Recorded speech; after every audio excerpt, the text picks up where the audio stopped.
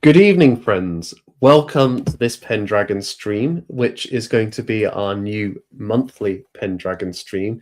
And today we're going to be talking about our favorite castles, in particular, our top three castles, because I don't know about you, James, but it was impossible for me to narrow it down to just one castle to talk about. Oh yeah, there's too many, aren't there? Oh, absolutely. And I think before we get into it, I just wanted to let everybody know about a opportunity or an event that we're doing in the summer, which is let me bring it up. Here we've got St. Breville's Castle in the English Welsh border. Have you ever heard of this castle, James? I have now. It looks grand, and It's I've heard people were allowed to stay in here. Is that right? absolutely right. This is currently a youth hostel, part of the Youth Hostel Association across the country, and they have the rights for people to come and stay. So for several decades now, people have been going to stay there on their holidays, and so Pendragon in this summer 2026, July 17th to 19th, so a long weekend, will be staying there as a group. It's going to be in a dormitory. We'll be staying, and then we'll be getting all our food for the weekend, and we're going to be doing activities. There's going to be archery, medieval bread baking. We're going to get a guided tour of this castle, which has an illustrious history. It goes back to the 13th century and earlier. Sorry, I should say as well. So it's pretty old. King John stayed here once, so you could sleep where King John once slept. If you want to be associated with his tyranny, you can be so. And there'll be a great medieval banquet as well. So it's going to be a really great excursion. We're going to have a great time together, and it's just wonderful to go and stay in a castle. And you get all of this. You get to reserve your place for £250. So it's an absolute bargain for 3 days at this wonderful English Welsh castle. So if people want to come, there are still a few places left. So you can do that by contacting the Pendragon Foundation email address, and we will get in touch. We'll talk to you about it. But yeah, reserve your place now because they're going very quickly. I can't wait. I went here when I was a child, many years ago, and I mean, I still love castles, right? I think it's grown even more. So I'm like just buzzing to return. I slept in a bed which was next to where King John apparently used to banquet. So I was like, okay, this is pretty cool. This is a pretty special place to be. And I bet at that age you may not have appreciated the significance of that. You might have sort of got the gist of it, but yeah, perhaps going back there now would bring back a different poignancy to it. I mean, automatically, I'm starting to think, okay, what kind of castle is this? What era does this invoke? So that we've got this lovely double-towered gatehouse here. So we're starting to move into the and this is like the center of the castle. There's not so much a tower keep, so we've moved beyond that kind of 12th century style into the 13th a bit more here, and yes, all that kind of thing, and we'll get to talk about that all together. So really exciting, really exciting. But let us. Sorry, Nathan. No, go ahead, James. Go ahead. I looked into that area and I saw it's a very beautiful area as well on the borders there. It's a beautiful area. Yeah, down in Herefordshire, it's just beautiful rolling hills, and I remember going on a coach there, and it's these tiny roads. This massive coach was trying to get around the bends, but it was in these really steep hills on the side, luscious green. It was just it's very the spirit of the land. You feel it around you too. So perfect for going for walks as well, if the weather is supportive, which in July there's a good chance of, right? So yeah, it's going to be just wonderful, just a great experience.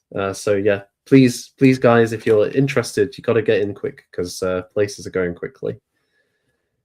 But let us turn to our topic for today, James, and that is our top 3 castles. And before we get into our list, why don't you share with everyone a little bit about who you are and your connection to Pendragon? Because I think most people know me by now who've watched this channel. But yourself, James, tell us a little bit about you.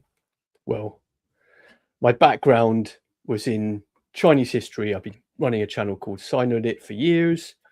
Now, this might seem very incongruous, but as soon as someone said to me, look, we're looking to restore castles again, I jumped right at it because, strangely enough, studying another, well, not strangely enough, but studying another civilization in its cycles and its rises and falls made it very clear to me the very, very important and crucial need to restore these places, because we can't take it for granted that they'll survive. The Great Walls in China, for example, many of them have overseen periods of neglect, and it's only really in those periods when people start envisioning a future and bringing them forward, when they're used again and brought with China into the future. That's how we got the Great Walls. So I've been working with the Pendragon Foundation for the past year, mostly on video production. You might see some of or you might have heard my voice on Pendragon, and a couple of interviews as well that I've done over the past 6 months. Yeah, it's very fascinating stuff, working with a bunch of guys who love our castles and are passionate about them, who share my enthusiasm for them as well. So it's been great working with you all and having such a encouraging support so far as well from many of the people out there who also share our love of castles. And I think when you were referencing the videos you've done, some of them tend to be ones you've done on location as well. So it's like you've gone to certain castles and you filmed and given some reflections on that. So those might be the ones if guys you're trying to remember whose voice it was, that might be James. And it's interesting you mentioned Chinese castles or Chinese history, because of course China has its own history of fortification, which often when we talk about castles we think medieval European Christendom, but actually both China and Japan have their own illustrious history of fortification and castles. Yeah, really castles, aren't they? In some ways, yes, and in some ways, no. It's something that I've written about, and maybe people might see an article of mine in the future. Yes, with Pendragon. So it's something I thought about for many years, and there's some key differences. For example, there's a really grand fort out in the far west in Gansu at the end of the Great Wall, in the desert, that's called Jiayuguan. Now, some features of it would fit a castle. It's fortified, it's got high walls, it's got things that look like crenellations, but it was never the place where a noble would live, so it doesn't fit that definition. But not only that, it just doesn't. When one goes there, one can read all they like about the statistics of how high the walls are and how thick they are, but actually going there, one doesn't get a sense of a castle, because these places were seen as places of exile. It's not a place you would want to go to. These were places that were the sort of the wall in the north, right? Right. Yeah. No different from that. This is the place where you go, where the horrible barbarians are right there, and ex-convicts might be there, or people have to go there because they don't have anything else they can do. So these places don't have a sense of grandeur necessarily that castles do, and they certainly don't. They didn't sing to my soul as a castle did when I came back here and saw them again. Do you think sorry, I'm going to pursue this tangent. I'm fascinated now, James. These fortifications, I should say, are they mainly on the walls, on the boundaries? Do you find any in the interiors at all? Yeah, mostly. There are such things as walled cities, and they still exist to this very day. Even Beijing was a walled city until the 60s, I think. Right. It was taken apart then, unfortunately. But for example, Xi'an still has walled cities. But this isn't what we recognize as a castle, right? This is qualitatively different. This is a place where many people live. It's not necessarily a place where a noble lives. It's a city. It's a habitation that is sort of it might grow, for example, whereas a castle doesn't tend to grow. You'd have to build out extra sections, and of course, you wouldn't have things like markets and palaces inside a castle. Well, you might, but smaller ones. I think it's a case of I know a lake when I see it, and I know a pond when I see it, rather than something that you have to measure. It's there are other exceptions. There are things like Tulos in Fujian, which are sort of they were built for a clan, right? They'd have there's a circular building with walls around it and an internal courtyard, but even that's not stone.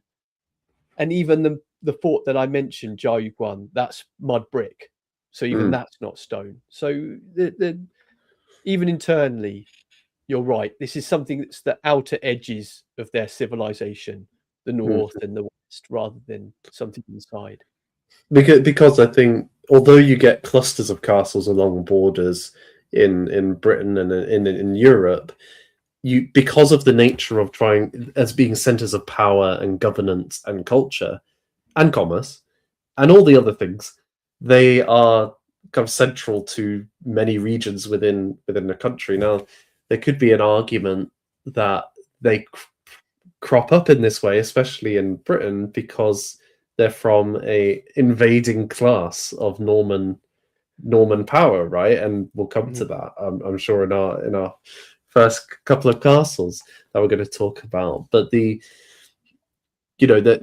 established as centers of governance, which can be used both to defend that class and also as places which they can ride out and do what they need to do in terms of suppressing revolts and so on, and protecting their records and resources and so on. So perhaps that earlier history implies something about it, but then also later that becomes established as, okay, they're just now the seats of power or the seats of governance. I'm guessing in China there isn't a similar history, or there's a different way that manifests potentially. Yeah, we could talk about this for hours, couldn't we? We could go on about this. We've just had a great comment there from Oswolf. Hello there. Hello, Oswolf. Yeah, we absolutely could go on about this for hours. What is a castle? I think that definitely appeals to us. And yeah, China for sure did love a wall or two, and that gets to Nathan's point. I think internally, perhaps, despite the fact that other peoples have taken them over, I get the sense that those people perhaps never really envisioned themselves staying. Because if they did, you would think that they would build a castle, right? That they would want to build something in stone. But the Mongols never did that. We think of Beijing as being a Mongol invention. Yes, it was, but they didn't build the Forbidden City there. That was the Ming Dynasty. That were the people who call themselves Chinese. So, whereas maybe our invaders perhaps envisioned something more permanent. So there's a difference in the way the conquering peoples could imagine the future. Perhaps there's a difference there as well. Just before we move on, Oswolf again asks, would it be fair to say that China had a similar view to fortifications as the Romans? Yeah, I'd say they did in general. Yeah, there's a lot of similarities between the Romans and how China came into being. There are many arguments to say that China really is an equivalent of Rome, and still to this day people call themselves Chinese in the same way that perhaps Romans, peoples south of the Wall, us south of the Wall, and the Hadrian and the River Rhine, or whatever that definition is, could still call ourselves Roman as well. A very, very similar view of fortifications on the edges rather than inside. Yeah. I think this is going to have to be a topic for a future stream for us. I think we've got a topic here, Chinese fortifications. But let us to our top 3 lists, and I guess my first question before we get to it is, how hard did you find it? Like, was it quite like straightforward? Like, oh, there was 3 that, yeah, those are the ones, or did you have to deliberate? Pretty straightforward. There's just one that, if we have time, is an honourable mention that I would have liked to have put in there, but the main 3 were pretty easy. I think perhaps a lot of it stems from my unfortunately limited experience of going to castles. I would have liked to have had more, but I've mainly gone to them in the south. So there's a lot to the north and in Wales and in Scotland that I haven't been to. So I could pick them, but I think this is going to be, at the end of the day, an esoteric individual rather than a sort of definitional, this is the best castle for me. It's more like, no, this is my favourite castle. Oh, interesting. So I had to deliberate quite a lot, and I think it's because I was conflicted about 2 things. I think for me, I love castles which are really well designed in terms of their defensive nature, and their ability to resist sieges, but also ones that are involved in sieges, because and especially like quite critical sieges, because the you're getting to see them put to the test. How does this fortification that's designed in this way stand up to a full-on attack and an offensive?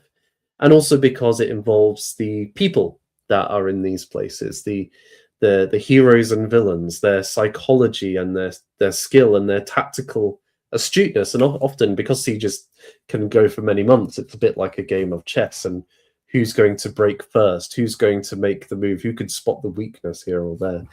So I spent quite a lot of time trying to narrow it down amongst the possible options, and I've come up with 3, which I think 2 of them are more to do with the sieges, or at least one of them's to do with the siege that it was there. One is the design and the siege, and the other one is just its design. So we'll see how it fits. Sounds like you've had also a more perhaps varied experience of visiting castles as well than myself. More north of the wall, perhaps. Definitely more north of the wall, I suppose. And I'll just say as well, we're not going to do like turnabout with this. We're going to do it chronologically, because I think, given the choices we've made, there's actually like a story, or we can reflect the story of how castle design changes over time and the history of castles. So there's something maybe a bit deeper in our top 3s, as it were. So our first one, though, is probably one of the earliest castles in Britain, and it is your choice, James. Pevensey Castle. There it is. Beautiful. Yes. I picked this because even to this day, one can walk up to its Roman walls and imagine one is William the Conqueror. It's incredible to me to think that one can still see the same things that he did. He's arrived on Pevensey Bay. He's marched up the bay. He realized he's got to take this fortification. This isn't the one that you can see now, but the outer Roman walls, that's the internal wall that was built by the Normans. Yeah, but that's right, Nathan. Yeah, that's the one. Those outer Roman walls would have been exactly the same as he saw, in still pretty good condition now. So yeah, as you're mentioning, the evolution of castle, those Roman walls there dating back to 200 AD, the typical addition by the Normans from the 1000s onwards. It's just a classical example of, I believe it's the same situation at Portchester, at many other castles in the south. Just that typical evolution, and then you can see it, and that you can march up to it now and imagine one is William the Conqueror and think that's exactly what he saw to this very day. It's incredible. It's something that we shouldn't take for granted at all.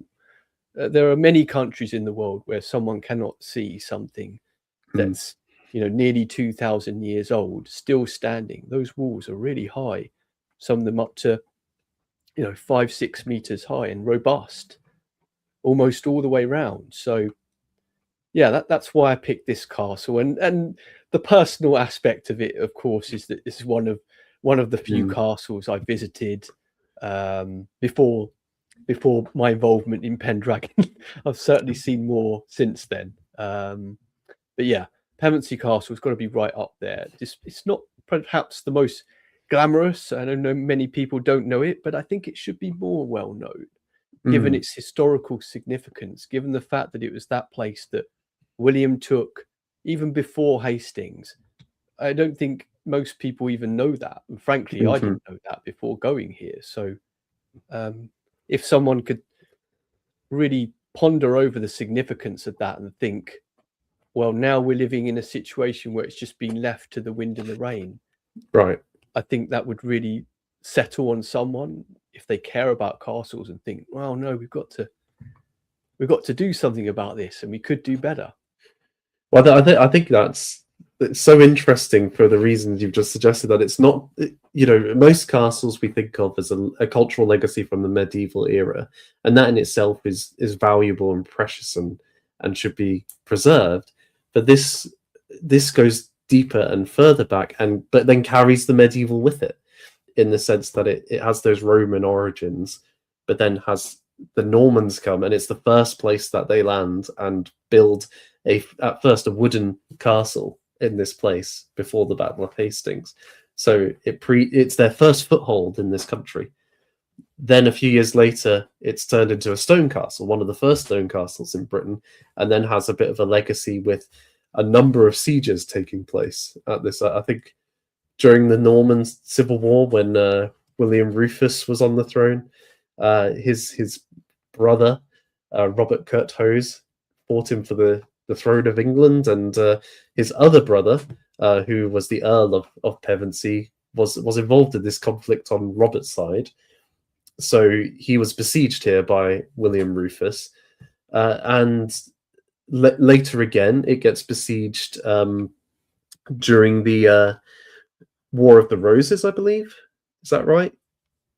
I think so. In 1381, it might well have done. Yeah, by Richard III, because it's gone on the Lancastrian side. And what I find I love about that both times is that it doesn't get taken, nobody storms it. It's just they run out of food. So it's like, this is a proper hard castle to take. It's been besieged by royal armies, and they can't break it down. The original Normans did a good job on the Roman foundations. Testament to the Roman walls as well, right? That they're undergoing artillery fire, and they're not kind of collapsing. Yeah. One commenter has just said, Roswolf reminds me of what Pontefract Castle would have looked like, and now that's not something that rings a bell with me. Pontefract Castle. I'm going to have a look at that now. I mean, it's quite an interesting design in the sense of, I suppose to some degree it might be almost a standard design, in the sense that you've got a large outer bailey surrounded by a curtain wall, and then in one corner you have an inner bailey, which is moated, so it's separate from the rest of the castle. You can't just get there; you have to go over a bridge potentially, and then that has its own towers. It's almost like a mini castle within a castle. And that mini castle doesn't have a large stone tower like some might do, but it has various strong buildings inside. Sad to say that it did, Nathan. That bit it did at one point. In that bit corner. at the back, yeah. Unfortunately, that picture doesn't do it justice. But that picture at the back of the inner bailey, that would have been a big stone keep. It's really been perhaps it was slighted at one point, or perhaps it's just been left to the wind of the rain. But there was a big stone keep there at the back of that in a bailey. Oh, well, that makes more sense then, as Yeah, a yeah. Norman fortification. Yeah. Classic. So it's kind of your classic of that period, the early castle building, and I think it's a really worthy choice for up there. Um, I I think as well, it's just worth saying that there may have been some symbolic power in William choosing this site, right? Because okay, you've got the practical advantage of you've already got walls here, and it's a good kind of defensive point for your initial incursion into England. And then if you're defending England from other powers, naval powers, you could defend it using this castle. But the Roman significance, like inhabiting this castle and other Roman walls, there's a sense of are the Normans the new Romans, as it were? Are they the new builders of and dominating force in this land? Absolutely, yes. Anyone should do. Take the castles that are there and use them, put them to use. It's always been the way. Of course, we both know it, and I'm sure our viewers also know it. But of course, this was used as part of one of King Alfred the Great's Saxon shore forts as well between that era. It's just we don't have, I suppose, that much of a record of that period. But yeah, it was put to use again and again. An old stalwart, So 2,000 what years going. you're saying that it's already been restored and it can be restored again. Oh yes, absolutely. Oh yeah, it's just a matter of vision. That's all. Indeed. Well, a very good first choice. Very good first choice. I'm going to now put forward Lincoln Castle, which in some ways there's not loads of it remaining that are because it doesn't stand separate. It's within the city of Lincoln itself, so it's quite unique in terms of British castles. Most British castles, you have maybe a wall town, or at least a town, and then a castle adjacent to the town. And this, like, strategically, that makes sense because if the town is taken, the castle can still remain and the defenders can withstand assaults. Whereas if it's within the town, it becomes vulnerable if the town falls in many ways. So Lincoln's quite rare in that it is it could be seen as a citadel, perhaps, in that respect, being a city castle. It too was built pretty early on, and but what really like interests me about this castle is the second time it was besieged in 1217, because as I was saying to you before, to me the sieges are like games of chess but with real stakes involved, and you get a study of like people's character in those moments, and there's a real kind of mental challenge to it. And this siege was, I would argue, one of the most pivotal, if not the most pivotal moment in terms of sieges in England's history. Probably somebody in the chat will give me a more obvious and better example, but this was during the First Barons' War. King John had, for various reasons, had his barons rebel against him. He had kind of reneged on the Magna Carta. He had alienated many with his taxes, with his cruelty, and with kind of the overbearing royal power, which, to be fair to him, had been a train set by his father, Henry II, and he had maybe was at the sharp point of it. But he died. He died in 1215, and his son Henry was just a boy at this point. And he was chosen as king by the royalists, but the barons had at this point, or around this time, invited Prince Louis of France to be the new king of England. And they even crowned him at one point. He was officially the king for the barons, which, so we had a king of France, or a French king of England. And I don't mean William, Duke William. The Normans are a special case anyway. I know that's special pleading, perhaps, but I think there is a distinction anyway. Um, and Louis's forces had been quite successful in the south and along the east coast of England. They had captured many towns and castles, and it looked quite a dire situation for the royalists. They were being led by arguably the greatest knight, William Marshall, who, as a young man, had gone around Europe into various tournaments and defeated many people, and had served the Plantagenet kings loyally, even when they didn't treat him well. He was the only man to ever unseat Richard I in battle, and so on. So he was a great character, and he was the regent for the young Henry. And they had a smaller force than Louis, but Marshall chose to bide his time and not commit them until there was a ripe opportunity. Now, Louis had decided to split his forces between taking Dover Castle and Lincoln Castle, Lincoln being the last kind of stronghold on the east coast, southern east coast, that to be taken. And so he didn't himself go to Lincoln, but he sent a large force to Lincoln, and they captured the city, but not the castle. But this was when Marshall decided to strike, and he and the royalist forces, joined by some of the barons who had defected, they had quite an interesting plan, because there was a main assault led by Marshall himself from behind, from the rear of the Louis's forces, but they had sent a detachment round to a postern gate within the castle of Lincoln Castle and managed to sneak a number of crossbowmen into the castle to reinforce it, and troops. And so suddenly you had this barrage of arrows coming from the castle towards Louis's troops, a charge out of the castle gate led by the commander who had managed to sneak in. And then William Marshall, 70-year-old William Marshall, leads the charge from the other side. And it's a really bloody battle. It's fierce fighting. The fate of the country is at stake. Is Henry going to be king? Is Louis going to be king? Whoever wins this battle is probably going to win this war.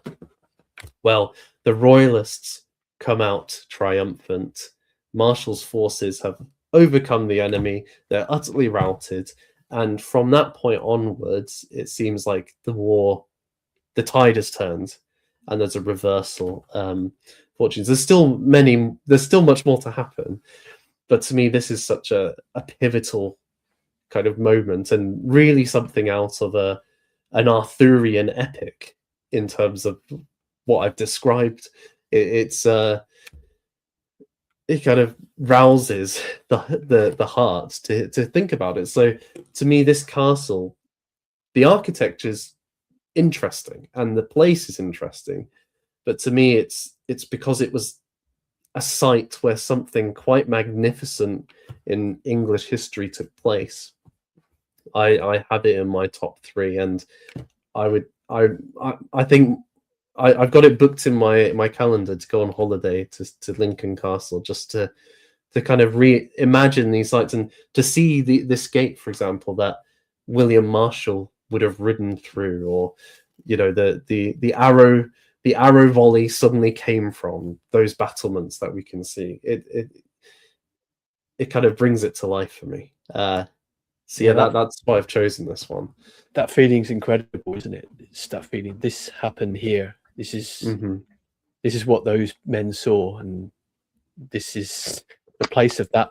All that chess match, as you described there, between William Marshall and his opponents. It's just an incredible story. And also, I was looking at Lincoln Castle just now. I like the fact that it's a castle in the middle of a town.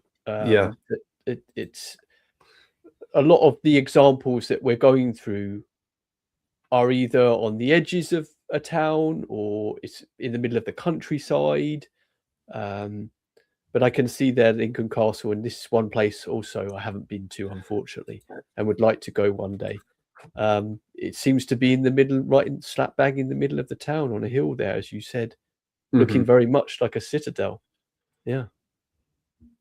And it's a very striking in that regard, I think. And you get much more of that in like France and other countries, but Britain, as you say, it's just not really a thing. And so that kind of it's interesting having a castle in an urban environment, so intertwined with an urban environment, and to think about restoring something like a castle there or integrating it into daily life is a very different challenge than to a rural context or one that's on the edge of or the periphery.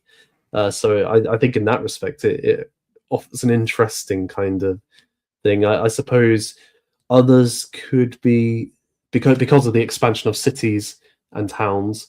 Somewhere like York, what's left of the castle there. You've also got Tower of London, of course, which at the time it wouldn't have been in the heart of London in the way that it is today, because London wasn't like it is today. It wasn't as populated.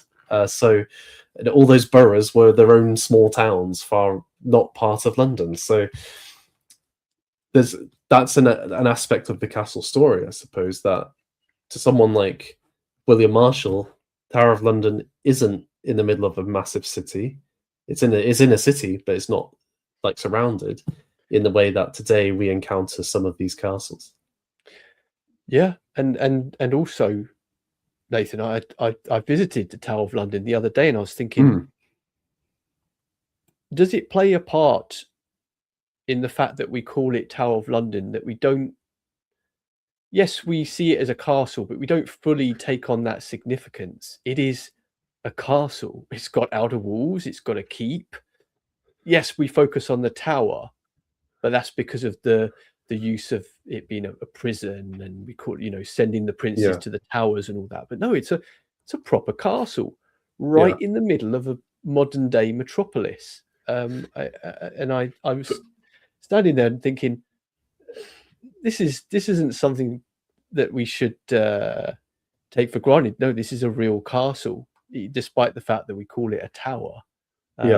So those fortifications that are in the middle of cities or towns really stand out for that reason, that they are, especially nowadays. For example, the Tower of London, at the back of it, you can see, if you stand at the back of the Tower of London, the castle, let's call it London Castle, which is what it is. When you stand at the back of it from the other side of the riverbank, you can see the Shard, the ugly glass monstrosity just behind it. It's extraordinary how it's been swallowed, but that's only very recent. Until very recent, these places would have stood out for miles and miles.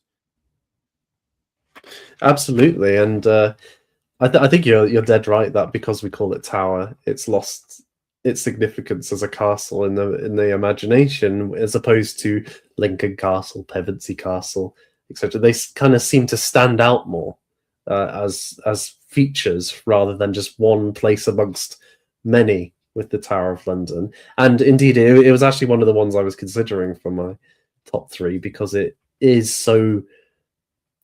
It's a very significant place in British history, and it's a site of many sieges. Nobody ever breaks in, apart from the Peasants' Revolt. Peasants do a good job, but it's quite an impressive. And I suppose the tower aspect comes from the White Tower, right? The Norman White Tower that's built during the times of William the Conqueror and so on.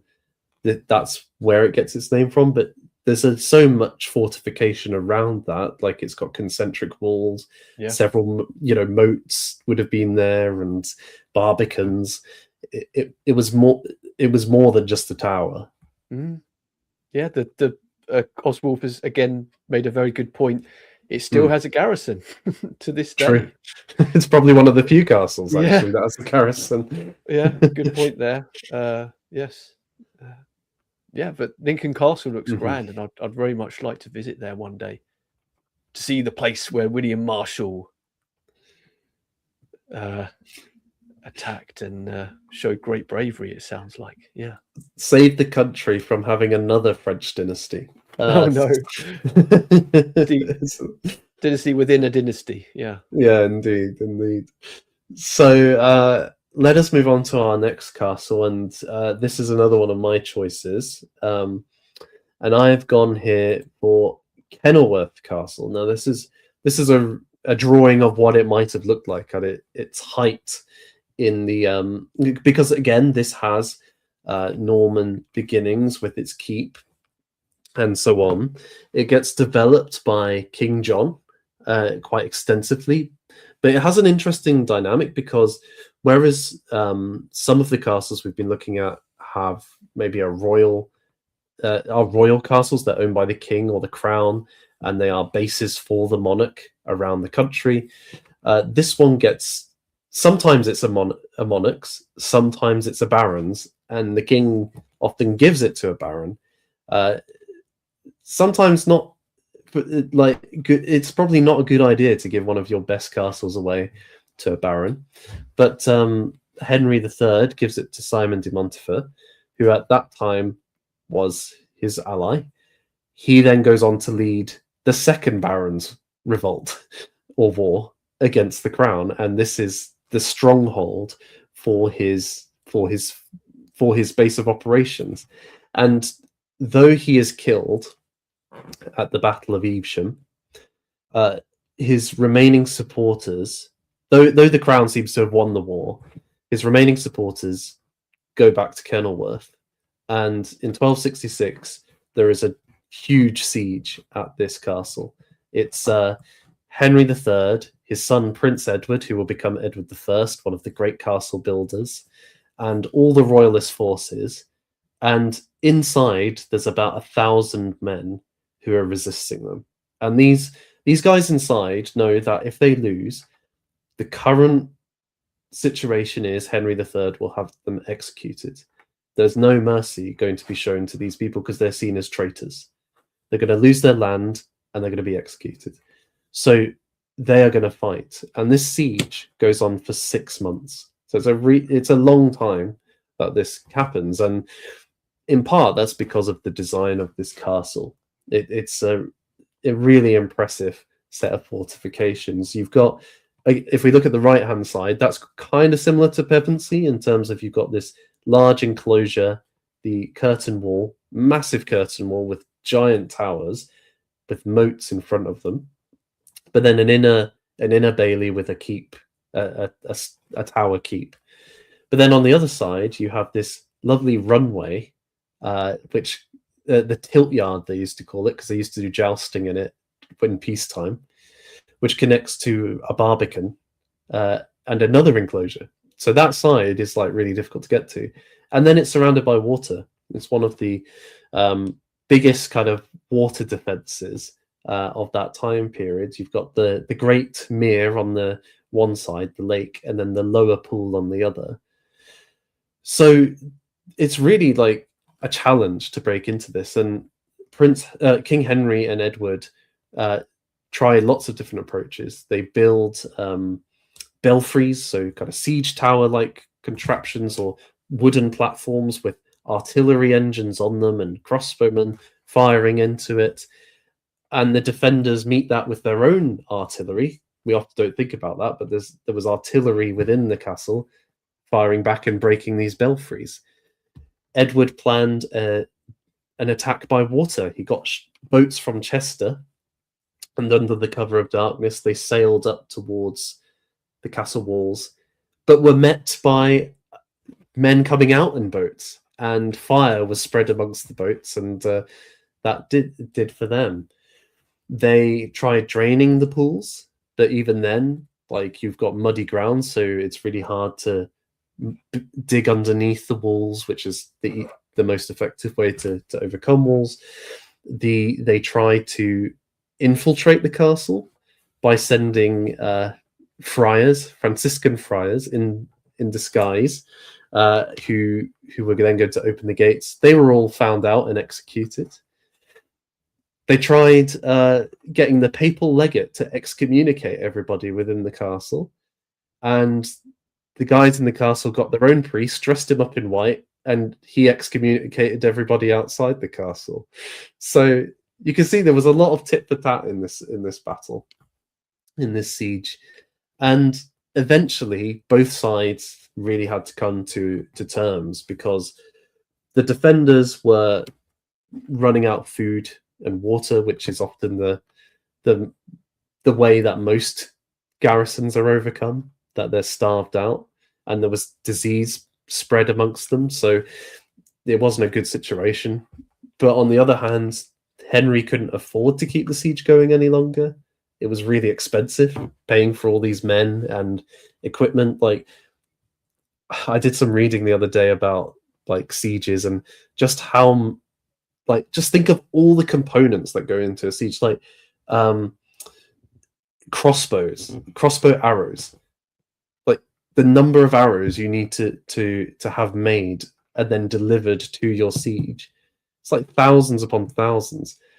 Talking like artillery pieces and engineers to put them together. You're talking baggage trains of food and supplies for months on end. It's a huge logistical challenge, and the finances that go into that are astronomical. Think HS2, but in the medieval period, and you've kind of got an idea of the sums we're talking about. So Henry is kind of forced then to come to terms, and he agrees that those inside will be shown mercy if they surrender, and they will not have their lands stripped of them. They'll be able to get them back in due course. So, to me, this castle is both a testament to one of the most, the grandest of sieges in this country, and its design was a massive part of that. And it's such a stunning castle. And even after that part, it had a history. But for me, that's why it's in my top 3. Sounds like the castliest castle to ever castle. Given all the detail that's gone in, the castle designer's castle, shall we say? Yeah, what an impressive sight. Imagine having the vision of, we're not just going to build a castle on this side of this water. We're going to build one on the other side as well, a part of it, an extension of it. Yeah, extraordinary. What a grand castle. Yeah. And I mean, it still had quite a legacy afterwards, because, as we'll come to, there was a turn in the kind of 15th century towards seeing castles as places of comfort and elegance and projecting status. And so, as you can kind of see here with the gardens and whatnot, Kenilworth was remodeled first by John of Gaunt, and then by the Earl of Leicester, Dudley, in the Elizabethan era, to be a kind of pleasure palace. So it went under reconstruction in that time too. But yeah, part of me wishes they refilled the moats and the lake. Oh yeah, that would be lovely. Yeah, same. Do you know what's standing in the way of that? Because it seems like that would be. I mean, these houses are probably a factor. Yeah. Other than that, well, if we could do it for HS2, right? Like we can move houses out the way for a train that's doesn't seem to be going anywhere. Surely we can move a few houses to get our beautiful castle back, eh? Absolutely. And lovely spot for some boating and races and whatnot. Those houses, the people in the house, they could live in there, right? That could be the trade-off. The trade-off is they get to live in the castle. Yeah, they get to be the garrison now. One of my favorites. And then my third one, and then we're kind of moving forward in time with each of these, is Caerphilly Castle. Oh yes. Can I say I saw before you get into this, I saw Castle Hunter chose this one as well. Am I right? That That's was a right. great. Yes. Yeah, I saw that before. Hello, Castle Hunter. If you ever see this, Mhm. great Yeah. choice. Hello, friend. Beautiful, beautiful castle. He Yeah, he. So he super was well. on. He was on before picking his top castles, and I think this was his favorite one, which is quite right, really. And Yeah, I can understand that. it was built in the later 13th century by Gilbert de Clare. He was a Welsh baron who was often at odds with Llywelyn. So Llywelyn was one of the Welsh princes who managed to unite a lot of Wales under his power, and was a thorn in the side of the English kings. But Gilbert, because not every Welshman wanted a powerful Welsh king over them or a Welsh prince over them, and were quite happy to allow the English to deal with them if it gave them more power in Wales. So Gilbert was often at odds with Llewellyn, and he was quite inspired by Kenilworth. He had been there himself, and he then modelled his own baronial castle in that kind of style. So Kenilworth is a bit of an inspiration, but we see some developments in castle design in this one, which then feed into the great castles of Edward I. And I think the main feature to mention that with that is the concentric nature of the inner section, because first you've got this lovely barbican and gatehouse guarding the curtain wall if you get over the moat initially, followed by another moat with a drawbridge. Then you get to maybe this will show it. Yes, then you get to two more towers with a gatehouse would have been at that time, and then in through this one into the inner gatehouse, which is just absolutely ginormous. Like, just think how small a person would be on that bridge, right? And then think about how tall those towers are. Absolutely ginormous. But yes, concentric is when you have castle walls which kind of ring around a set of castle walls inside, which are kind of parallel to each other. So this is one of the first examples of that in Britain, and Edward's castles like Beaumaris, which is a very famous example, would have that too. And it's very like it's a great way of defending, because the whole point, I guess, of a lot of fortifications is just to slow down the enemy. And okay, you get through one area, but you've now got another wall to get through, and that's even bigger than the first one, and allows the defenders to fire down on you in an exposed area. It slows you down, grinds you down, makes it almost impossible to overcome your castle. So to me, this is not only is it aesthetic, but it was a revolution in military technology of the time period.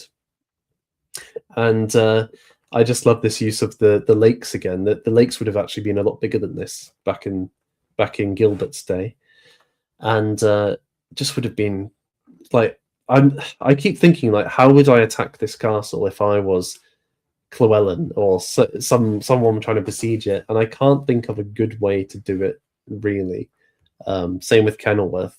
I'm not quite sure what the answer would be other than try to starve them out. But I don't know if that's really that costs a lot of money too. So I don't know what the answer is. What a grand castle! We've just had a great comment from someone saying they can see Caerphilly right now. Oh, wow. Fantastic. Aren't you lucky? That's fantastic. Yeah. Wow, what a treasure to have. What a treasure. Absolutely. Yeah. Yes, I mean, also Castle Hunter really gave an impression as well, just how overawing this place is. If one is down there even at the outside walls and feel tiny next to that, this castle is certainly on my list to go to. Lincoln and Caerphilly and another castle that we might get into a little bit later as well. Yeah, well, what a castle. Have you been here yourself? I have not. Again, it's on my list to be. I believe it's also the second largest castle in Britain.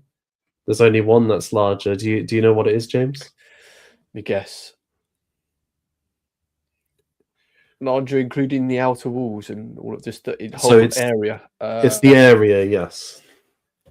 I mean, Carnarvon looks great, but I don't think it's that big, Mhm. just because it looks compact there next to the sea. Biggest castle. Anyone in the chat know either?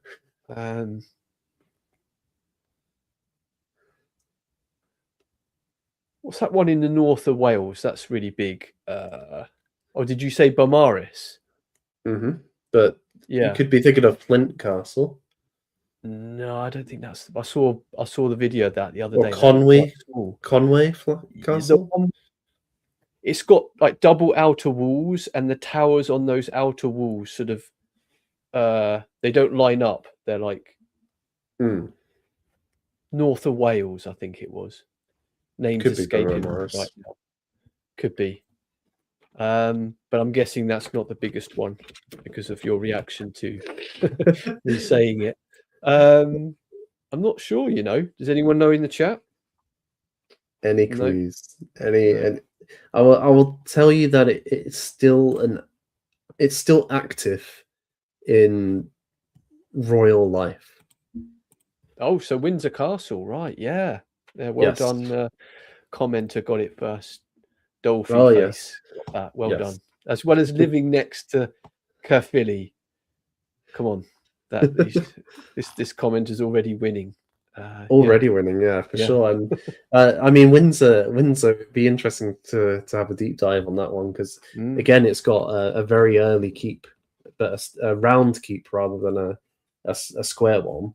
But then these large enclosures on either side of it, which have kind of been remodeled and turned into lovely accommodation today. So I'd be interested to know when exactly those things developed and. You know, was this really the biggest medieval castle in England, and that's a later addition in Windsor, or is it? I genuinely don't know. But that gives a sense of the scale of this place, right? That some baron, you know, we're not talking the king, a baron decided I'm going to make this my seat of power in my region and assert I'm better than Llewellyn.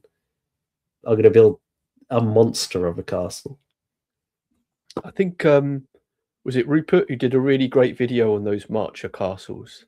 I think it was Rupert. Yeah, that's right. He really brought that to life. That was a good, interesting video. That I think he might have even mentioned that one. Yeah, I think he did. So, yeah, let us turn to your next castle, and we're jumping forward about 100 years. 100 years now. We're moving from maybe the high point in terms of defensive structure, with the kind of just at the beginning of the Edwardian castles, you know, Carnarvon, Conwy, Flint, and so on. But we're turning to one which I think it's arguably the most photogenic castle. It's certainly one that every book I've ever read on that covers like castle history in England spends a lot of time talking about. Is of course Bodiam Castle, or is it Bodiam or Bodiam? How would you say it, James? I'm a Sussex man, born and bred, and I say Bodiam. So okay. I think, and it's that's official. Where, yeah, it's in East Sussex. So yeah, well, crikey, where to start with Bodiam? To start with a purely esoteric individual experience of it, this was one of the handful of castles I visited as a child. We didn't have much in terms of transport, so we didn't have a car, so I didn't really get to visit that many as I would have liked to. But here and another castle that we might mention later, one of the few castles I visited, Lewis Castle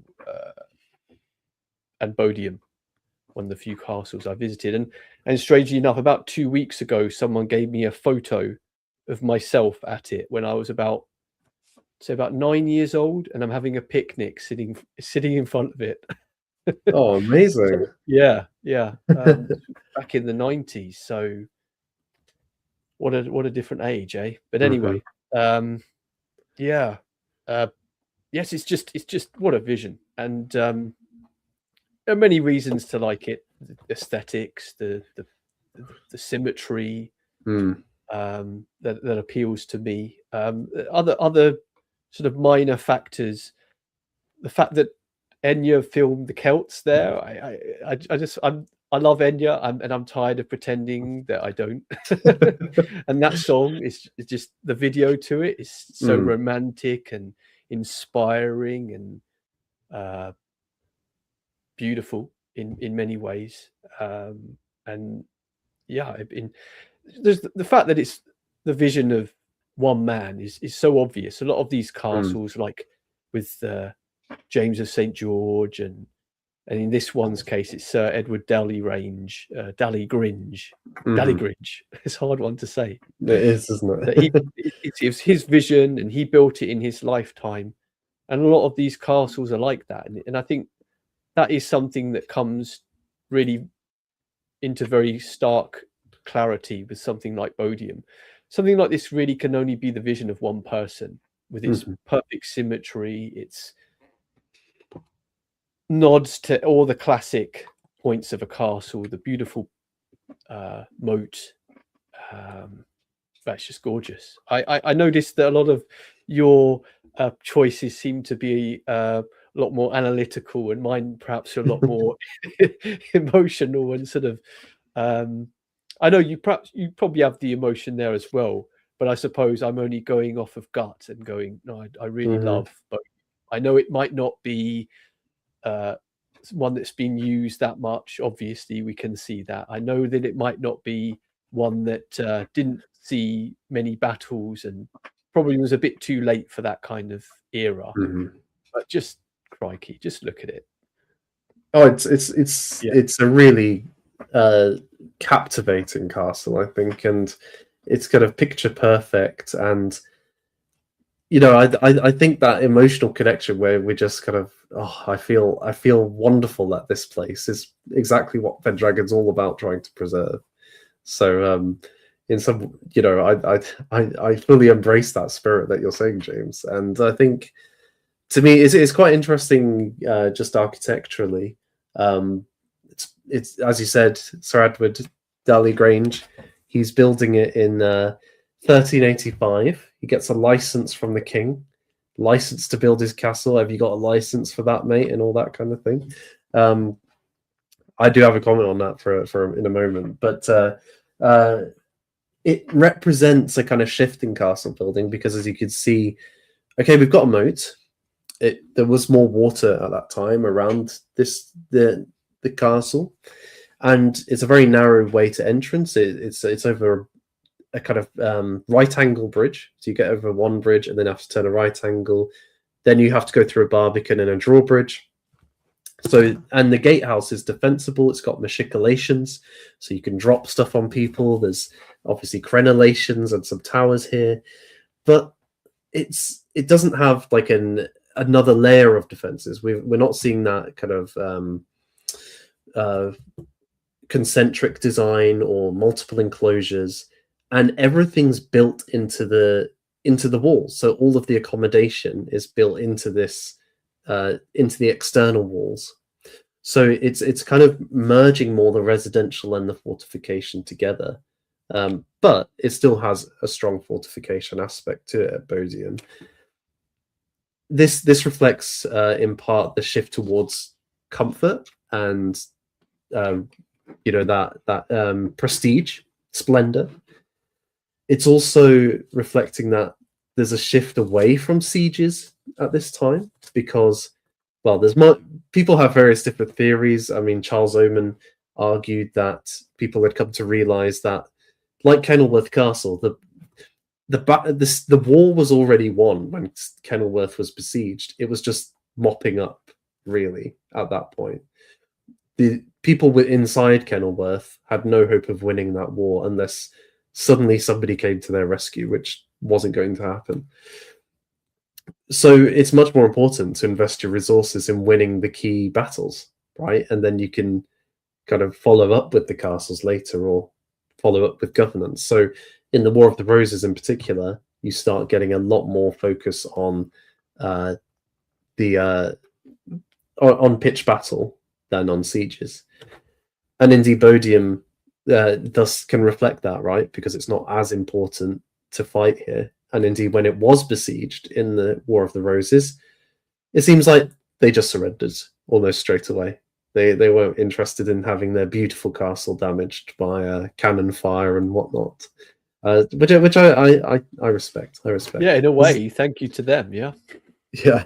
Could you imagine how awful it would have been if that had been damaged? So yeah, or think of all those ones ruined by Cromwell, right? Like so many of them lost to his slighting. But yeah, thankfully, in a way, this place didn't experience that. Yeah. Yes, and I should say as well, I've just realised I misspoke before when I said Richard III attacked Pevensey in 1381 or whatever. Like that's not going to happen. He wasn't born yet. But yes, this was involved in the War of the Roses Bodiam in 1483, and Richard III did besiege this, and it surrendered automatically. My comment was going to be on licenses. Was that I have a thesis that we all see. Oh, it's the bureaucratic state taking over. We need a license for everything. You need ID to carry a fork around with you or whatever. And but when you look at medieval England, the number of things you needed a license for, the number of things you needed permission for to do, is quite high. And so this is an example, right? The Sir Edward needed a license to crenellate his manor. So he had a manor somewhere else, and King Richard said, okay, you can have a license to add fortifications to this. Now, he chose then to go and build a new castle, but he needed a license to do it. And this was in part so the king could restrict the number of castles who might be used to oppose him, make sure it's loyalists, and also you have to pay for a license, so it's a good way of making money. But here's some other things that the king also licensed. So markets. So you couldn't just set up a market, you had to get permission from the king. You had to get permission, a charter for a license for that. If you wanted a retinue, so around this time you start getting large bodies of men following these lords, and in a way these castles reflect that design. So they start having not just one great hall, but a hall for the lord and his apartments, often controlling the gatehouse, and then other apartments for the retinue, the men who would wear his livery and do his bidding in battle and whatever else. Well, to clamp down on this, Edward IV and Henry VII at different points enforced you need a license to have a retinue. You couldn't just have people follow you and be your men. You had to have a license for this. You needed a license for, to hunt. You needed a license to hunt, a license to mine, a license, I think I've already said, for markets. So yeah, you needed a license for a lot of things in medieval England. So that meme of have you got a license, mate? Basically, the Sheriff of Nottingham was doing that already back in the 1100s and so on. An ancient English tradition, it seems. Absolutely. And back then people were railing against it too. So I feel like there's a continuity in this dynamic. Something probably Shakespeare would have incorporated to some degree in characters like Malvolio being puritanical, and then your Falstaffs who are a bit loose with the law and whatnot. So shall we move to your final castle, James? Yeah, let's do. Let's do. Go. So we have Hurstmonceux here. Yeah, I chose this because of a few reasons. Well, it's another southern castle, and I'm proud of my castles in the south. It's the first brick built castle. It's, in a way, it's very different from the other two I've shown, because at its furthest extreme is Pevensey, which is very clearly a neglected site, a site that isn't being used for anything, a site that if we don't move forward with it in the future, it will just be chipped away at by the wind and the rain, and it will be gone within 1,000 years for sure, if not before. Bodiam's sort of in the middle. It's a castle it's kept up very well, it seems, in general, and it's being used as a quote unquote tourist attraction, although of course we could do a lot more with it, obviously, with it just being visited by tourists, as we've discussed in our circles. We go to it, it's a little bubble, and we leave it again, and we don't think about it, and we don't use it in our daily life. Hurstman Zoo is sort of at the far end of the spectrum, in that it's being used currently as part of a university building. I think Queen's University in Canada. So it's a real site that's still alive, and the moat's still there. It's in good nick. It's being used for lectures and faculty. It's a beautiful place as well. It's a lovely place, just 10-minute drive up from Pevensey. So I chose this because I love going there. It's got a beautiful gardens around it, and it reflects, like you've mentioned, that move towards splendour. And there's walled gardens around the back of it, without so much practical fortification. Although it does look robust, you could probably defend it. Not very effectively, because the moat is just for show. It's only on 2 corners, and I don't think it was ever round the other 2 corners. So it's all just aesthetic. You come up the road and the path, you come down, you see the moat, and you don't see the other side because there's no roads there. It's just paths and woodland. So this was meant to be the grand entrance. You come down the path and you see this grand moat, but on the other side you don't have a moat. So that's why I picked it. I think it reflects that journey that we've been on in England with castles as well. The fact that it was left pretty much to ruin by the late 1700s. The owners started to take it apart because they wanted a modern mansion that was easier to heat. And then, of course, you get the movement of the sort of Victorian. A little bit of fire gets fired up again with the Arthurian legends that you've spoken about, Nathan, and that period of bringing back our heritage once more in the late 1800s. And that's when it was not refurbished, that's not the right word. It was put back together to look like what it is today, because there are photos of it back in the 1700s and impressions of what it looked like before the yes, that's the one, before its renewal, that are just sad to see. That it doesn't show the inside, unfortunately, but that inside part of the building the stone was just taken apart and used for other things. So I like the way it reflects that journey. It reflects the fact that we're not in an exceptional time, although it might seem like we are. We're just going through another wave of neglect for castles. It's happened again and again, and this castle reflects that motion. So that's why I picked Hurstman Zoo.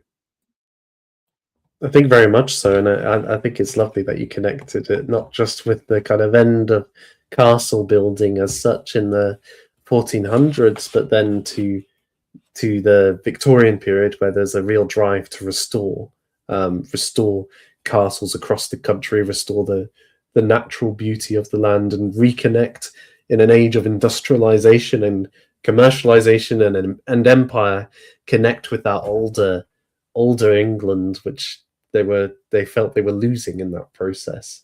And you're so right that there was a kind of periods of neglect before that, because in the Tudor period, there were kind of surveys done of the country, and many castles were just left to kind of rot and decay, because they, unlike Hurstman Zoo, they didn't have splendor, and they were expensive to run, and the need for a fortification had disappeared in many cases, because you could trust the king's peace, as it were.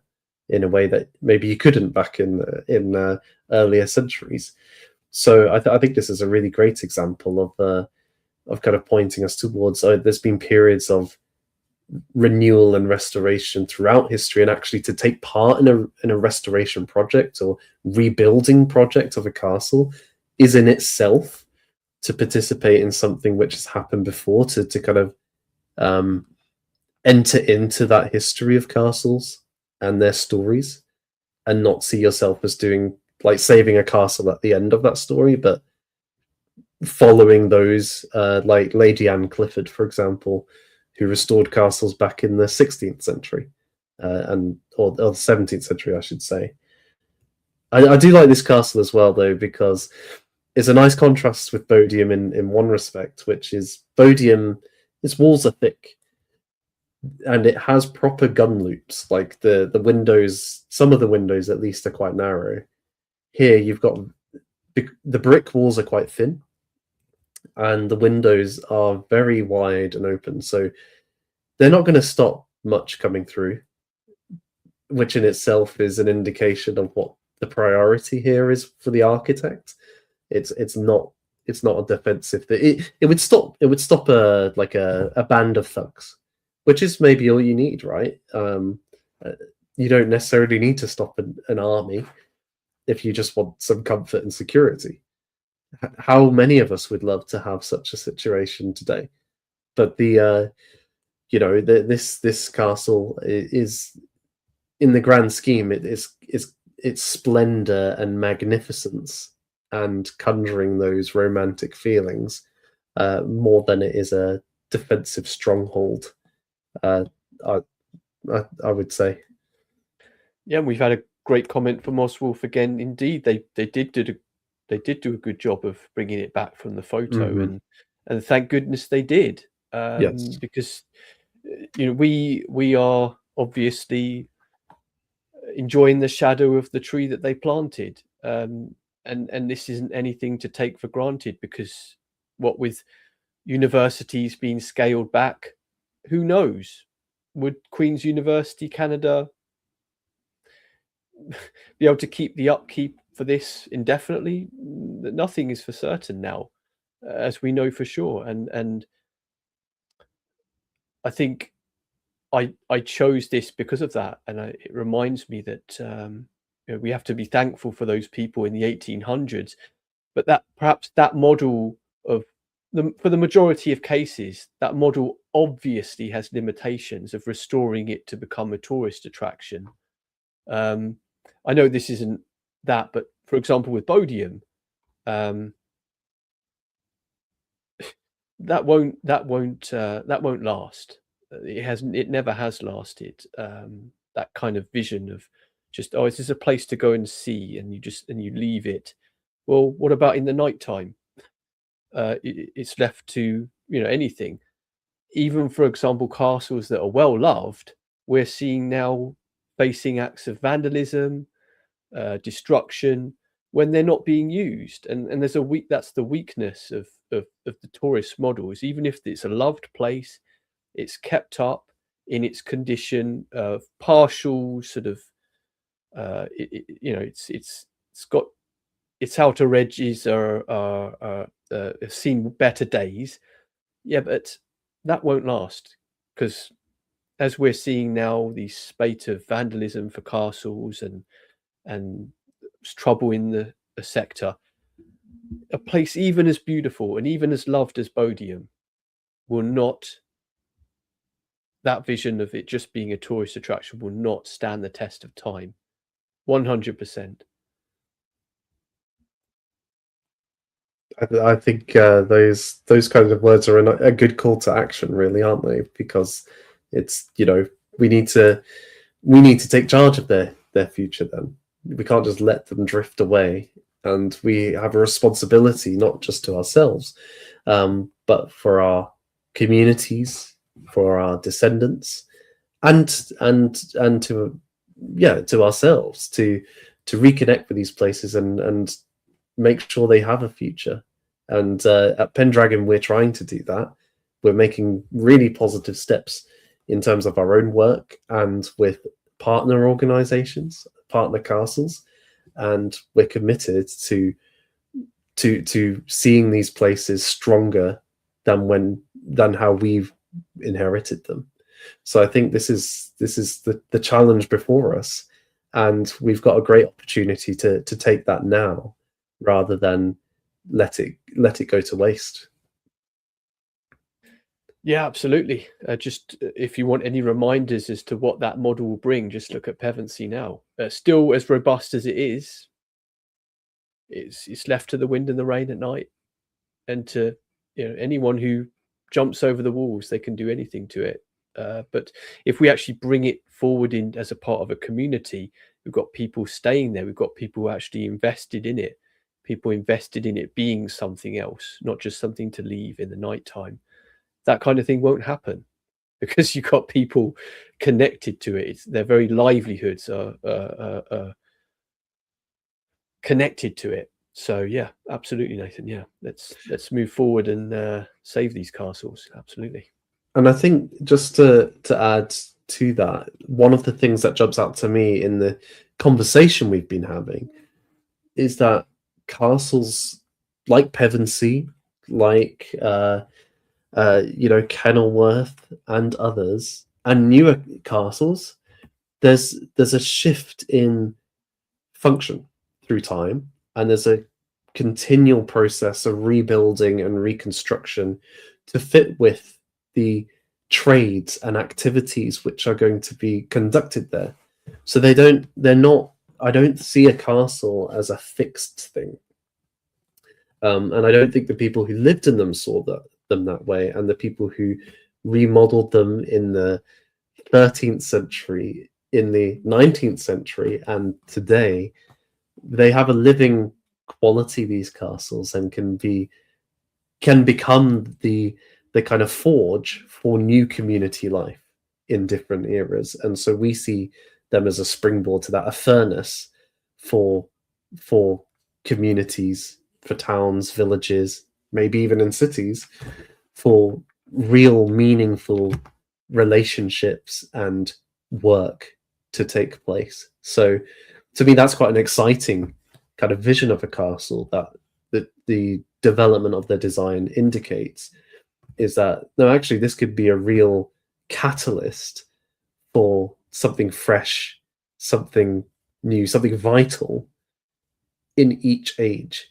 The castle lends itself to that, and I think there's something about the magnetic quality of these magnificent monuments allows it to do that in a way that something a lot of modern buildings probably wouldn't lend themselves to. Yeah, absolutely, Nathan. I agree with everything you're saying. And also, I remember back when, before I had this vision for castles, one looks at one of these sites as as something that's not alive, and it's just there, and it's nice, and oh, good that they're there, aren't they lovely? But there's a lack of sort of energy there, which is needed to bring these things into the future, because by partaking in that process, we're doing what the people did before. There was a time and a place for that tourist model. That time and the place was the late 1800s and 1900s, and now clearly times are calling for a different thing.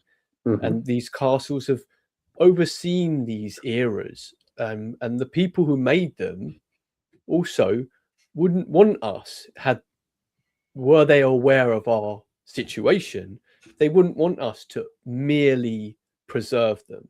They would very much want us to use them and to put them to use, for sure. Though the people like Dahlgringe, the man who built Bodiam, I'm sure he would be thrilled that his castle would be put to a better use than merely being a tourist site. Although I'm sure he's happy that it's lasted this long, I'm sure he would also be thrilled that it would be put to greater use than that, for sure. Absolutely. Well, I think it's been great talking with you about your top three castles, James. And it to me it's always like an inspiring question, and I'm sure everyone in the audience will have their own top threes and their own memories and connections to places. And uh, we would love you to post yours in the comments below. Feel free to do so, and me and James will both read them. And uh, yeah, it's like it'd be nice to build a really good list of like top three castles of people have. Like build a top 100 from that or something like that that people could go and visit. Not ranking them, just saying these are voted by the public or by the Pendragon community. Maybe something for the future. But in terms of go ahead, James. Go ahead. Oh, I'm just going to agree with you. I remember they did that series back in the early 2000s of the Greatest Britons, and I always thought that captured the people's imagination at the time for a variety of reasons. I remember Clarkson advocating for Brunel, and I remember that being very persuasive for people, and he really shot up the imagination at that time. What if we could do such a thing for castles, with people really invested in their love for a castle, and it becoming a sort of event people were drawn into and discuss and debate and bring forth new ideas as for how they could be preserved and brought forth into our communities in the future. I think that would be amazing.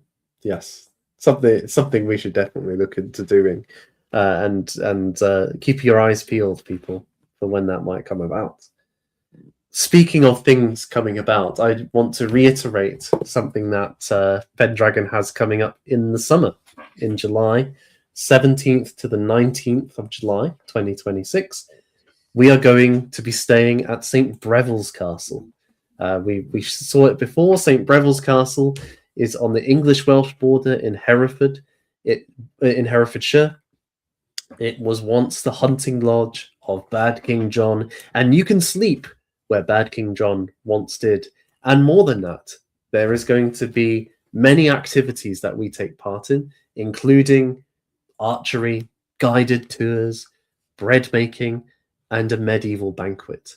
And all of this, 3 nights, bed and board, and getting to hang out with people who love castles in a castle for £250. So if you're interested, there are still places. They're going quickly. Get in touch with Pendragon Foundation at our email address and reserve your place today. It's going to be a really great excursion, and I'm sure we'll have to do top 3 castles of everybody who's coming to the trip. It's going to be a lot of fun. Everybody's going to have to. Maybe that could be the genesis for our greatest castle in Britain. Either that or a discussion and debate around definition of castles. It could take a weekend with us types, couldn't it? It could. It would be fun though. It would be fun. We'll get it finally hammered out for all ages, coming soon. That we could call it the Breville's Council. The Council of St. Breville's. Yeah. Let's do it. Well, all that remains for me to say is keep your eyes peeled on the YouTube channel or on X. We're regularly posting videos and content. There's much more on the way soon. And if you haven't already seen it, yesterday there was a video about the Siege of Dunbar. So much more to check out. In the meantime, well, I just want to thank you, James, for a wonderful discussion, and we'll be back on the channel for our kind of monthly stream next month at some point. Is there anything you would like to say in way of parting? Yeah, great discussion. Thank you, Nathan. And yeah, let's go bring these castles together with us into the future. Let's do this. And thank you to Oswulf and Dolphy Face, who've been actively commenting. Castle Cock, I've just looked at Castle Kosh. Yeah, looks grand. Beautiful castle there. Fantastic, fantastic. Yes, let's go and save castles. Thank you, James. Thank you to everyone who's been watching. See you next time. Bye for now, Evening all. folks.